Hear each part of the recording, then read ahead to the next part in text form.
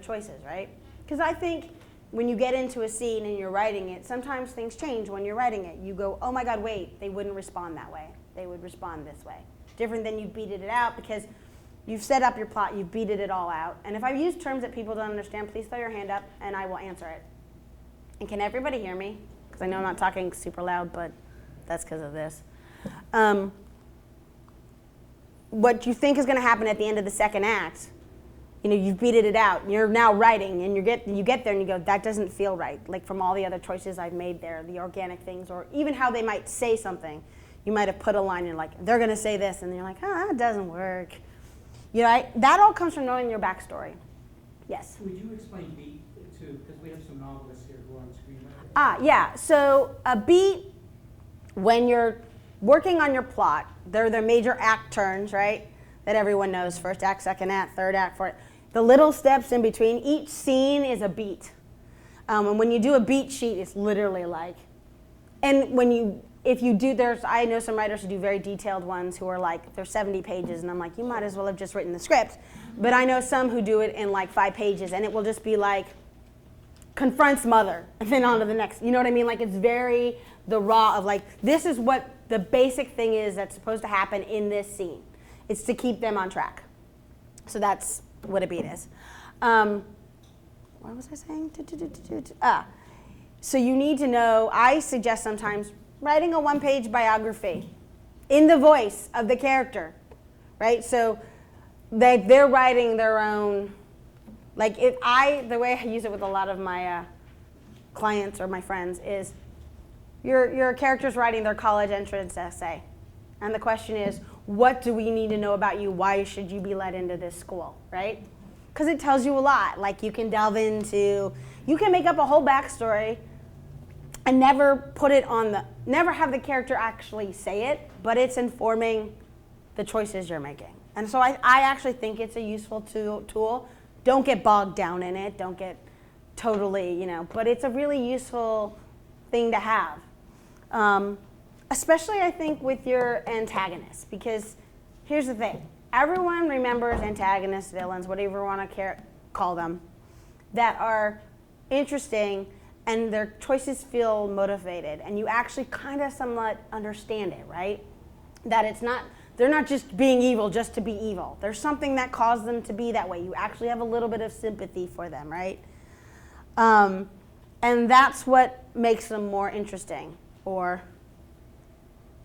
engaging. So when I also say voice, have an idea in your head how they're going to sound. Are they going to speak grammatically perfect? Are they going to be a little bit off, Because if your characters all sound the same, boy, is it a bad read, right? It's not also hard to follow. It just gets boring. You want your characters to be engaging. Their voice is part of that.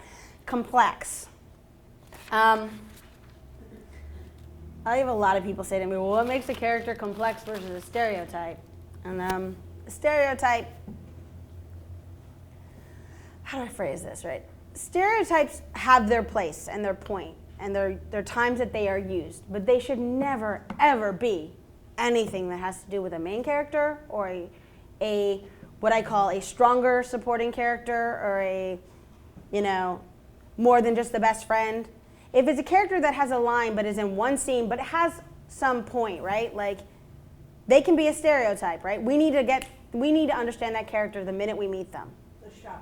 The shopkeeper, the coffee barista who's, wants to be a screenwriter. Like that's the classic joke in all the Hollywood movies, right? But you can't have that be your main character. Because right away, as a reader, for me, when I'm reading a script, I go, well, there's no risk. It's boring. There's nothing fresh to it. That doesn't mean sometimes you don't have a character that starts in your head as kind of like a stereotype, and then you start giving them this backstory, and things change, and we look at them differently. That all twists it. But, so, I don't have to define stereotype, right? Everyone knows what it is. It's up there, too. I have some funny examples, too. The other thing I would say is don't use the stereotypes of how someone looks, which is very common. A lot of writers still do that. I despise reading 25-year-old woman really hot. And I'm like, who cares? And I would say the same about a guy too, right? If you're using descriptives, I want to know something that tells me about their personality, not their physical characteristics. The only reason I want to know physical characteristics is if they are really crucial to the plot. If someone has a peg leg, and that's a part of a joke, or that means they move slower, they're not going to get away from the guy chasing them who's going to try and kill them, I need to know that, right? But I don't need to know if they have blonde hair or blue eyes, or who cares, right? That to me actually feels like writers directing. I know it's technically not, but it feels like that it is to me, right? It's different in a novel though. In a novel, we get to go into these descriptions because we're visualizing it in our head. In a screenplay, remember, someone's gonna come and visualize, unless you're directing it yourself. As a writer, I just wanna remind you, just because you say someone's gonna be blonde, doesn't mean that will ever happen. You probably won't have the say for that to happen. The director will be like, I like that brunette actress. She's going to be it, right? So keep that in mind. That's why I say do descriptives that are personality-based, not physical traits. Does that make sense? So memorable characters. I had an amazing professor who I think has since retired at UCLA, who talks a lot about characters, Howard Zuber, and he has 2 books, and if you get a chance to read them, they're not actually books on like how to write a screenplay. He doesn't do that, which I find lovely. One of them is called The Power of Film, and it is a definitions of things, looking through, and it's an amazing book. And the other is Letters to Young Filmmakers for Advice, responses he's given to people who's asked questions, from everything from like, how do I deal with an agent, to marketing. And one of the things Howard really stressed into us is memorable characters, because memorable characters make memorable movies, right? And what makes a character memorable? Well, there is no like, I can't sit here and say, this is the only way and this is the way it's going to happen, because there is no perfect formula. You know, you want to switch the page over for me? Thank you. And so, especially when I'm working with younger writers or high schoolers, you know, I bring these up. And as I had a whole thing about physical traits and this, but he notices has unique physical traits, right? So something like Darth Vader has the mask and you hear the husky, you know, the deep breathing. That's probably, I haven't read the script for Star Wars, I didn't feel the need to.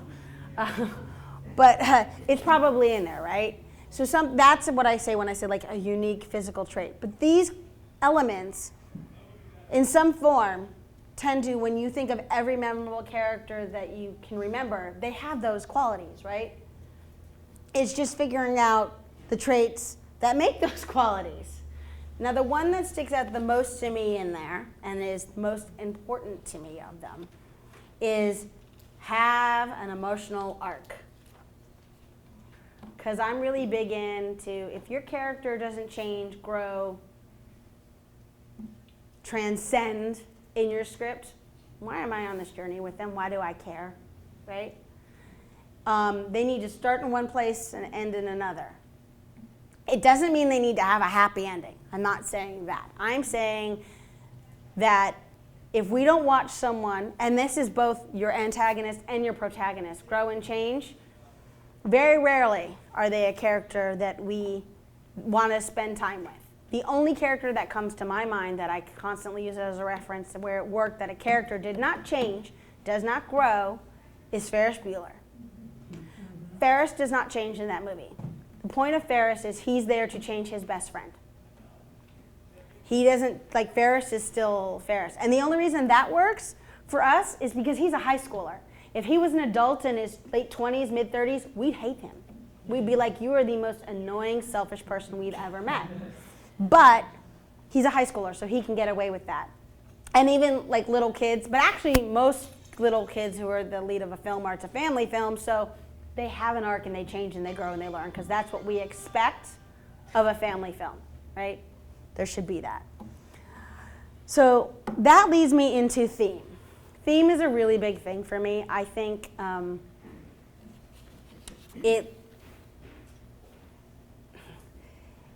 it's what makes a movie resonate, right, is a theme.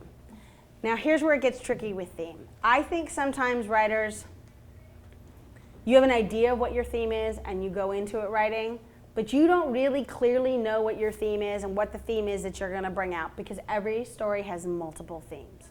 There's never just one, right? Until you're in your second or third draft. When you're in your first draft, you're figuring out your theme. You have an idea what your theme is, and what you'll learn and discover is, as you're writing, your theme shifts. Or what you thought was a smaller theme actually is your big theme, and what your big theme is your little theme. You figure that out as you go. But what I can say is, and you see there's all these, you guys can't read that at all because it's so small, but there are 10 common themes. And if you flip the page, well, if we flip the page, it will list them. Woo! Hello. A little bit bigger. Right there.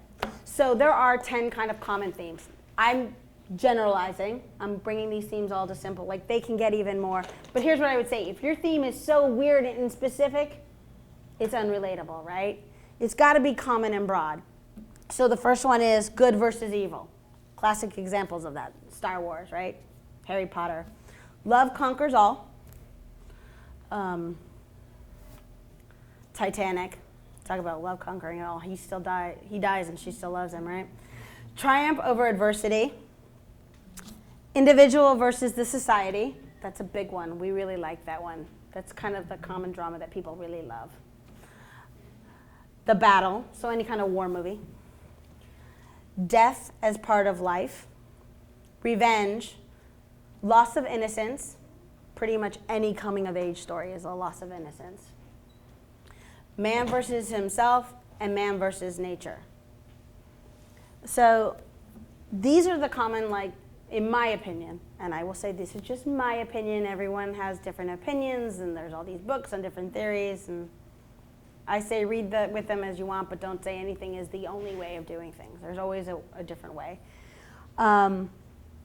These 10 themes are pretty much present, one or two versions of them in every, probably, like, think of your favorite film.